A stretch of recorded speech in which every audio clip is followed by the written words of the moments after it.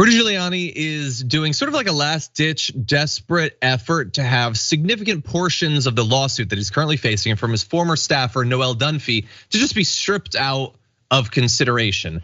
And includes quite a bit, actually. It's salacious details, according to him, that are only there in the lawsuit to create a media frenzy and don't have anything to do with the actual legal claims that are being made. Well, we're gonna run through some of what he's trying to have stripped out and then decide together, is it a fair claim for him and his legal team to make? So I will remind you, if you're not familiar with this story, and you can check on our channel on YouTube, we've covered this a couple of times.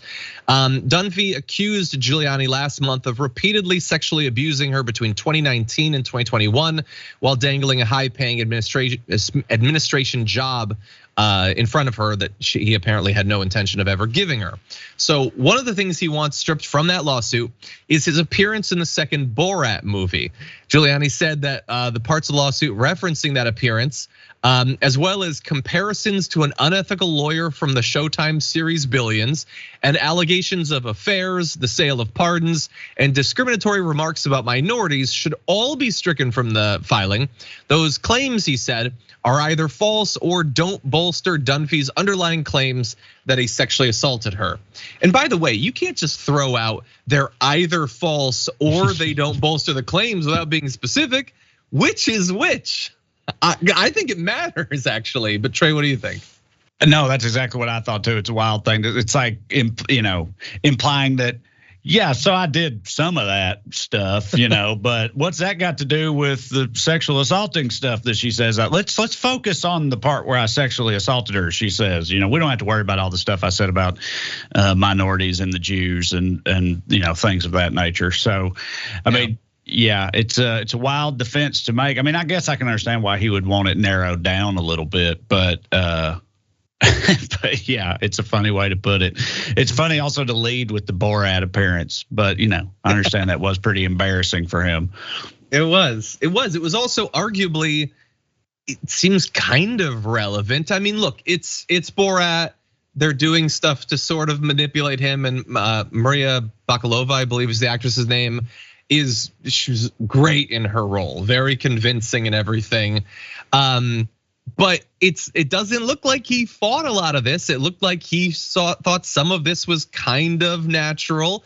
It's not super dissimilar from some of the claims in the lawsuit. Now, yes, it's for a movie and it's really embarrassing, and there was an element of manipulation. So if I was his lawyer, I'd be pushing for it to be stripped too, but I hope that it's not, because I think it goes to a little bit about him.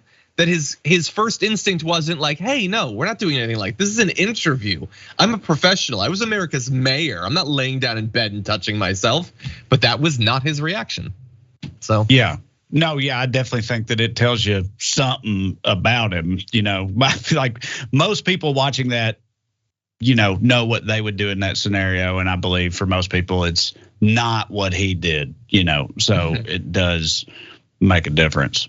100%. Let's see. His attorney says this is the very definition of a scandalous and prejudicial allegation. What transpired in the satirical Borat movie, where Mr. Giuliani was tricked into thinking he was giving an interview, has no bearing or relevance on any of the causes of action in the complaint.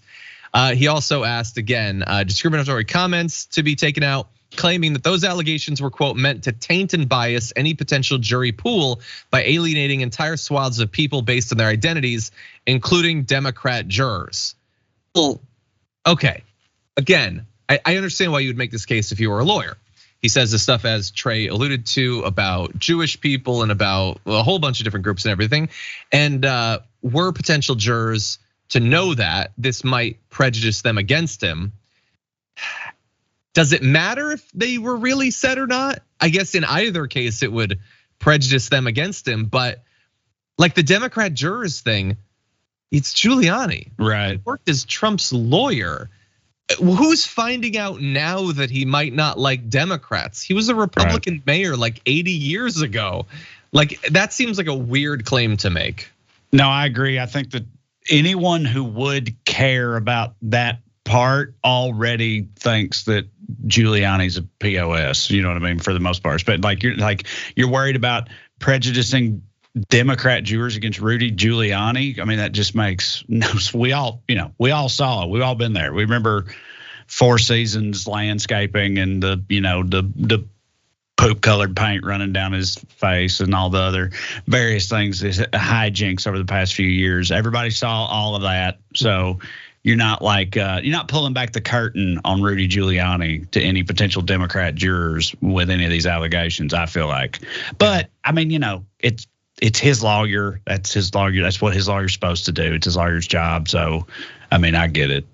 Yeah. Well, look, I'm going to end by saying we're still, waiting for this legal process to continue. This is one step of that, but he has said that he did have a consensual relationship with Dunphy for a few months in 2019. She's claiming obviously way beyond that in terms of duration and the things that he did. He did not deny asking Dunphy for oral sex while on the phone with Trump, but he did deny the scheme to sell pardons. She had made allegations that he was saying that he was going to sell pardons for like millions of dollars and split it with Trump or something.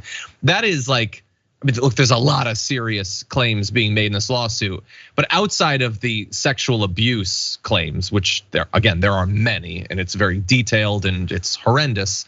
Some sort of scheme to sell pardons, I think is very plausible, and not just under Donald Trump. I don't know why the process exists as it does for any president. It is so ripe for abuse, but it is weird that part of this does not seem to be being looked into that much coming out of the claims being made. But yeah, final thoughts. Yeah, I'm sure they were doing that, or well, I don't know. I'm sure at least he, cooked up that scheme or whatever, and Donald Trump could be brought on board with it. You're right. I never really even thought about the whole presidential pardon thing, just because I've, known about it for as long as I can remember. But that is kind of an odd thing to have operate in that fashion, because it's putting a lot of trust. Well, I was gonna say it's putting a lot of trust in the office of the president, but like that's a thing we didn't used to have much of a problem doing. Do you know what I'm saying? Like it's the past few years have really highlighted how ill-advised that might be. Before that, for a long time, it was like, the president's like, yeah, well, of course you trust the president. They're the president. But now it's like, yeah, that's crazy. You can't do that. You've seen how some presidents be. 100%. Yeah, and I don't think that that's just a thing of both of us like growing up or whatever. I have a feeling there's going to be a generational shift in automatic respect for the presidency.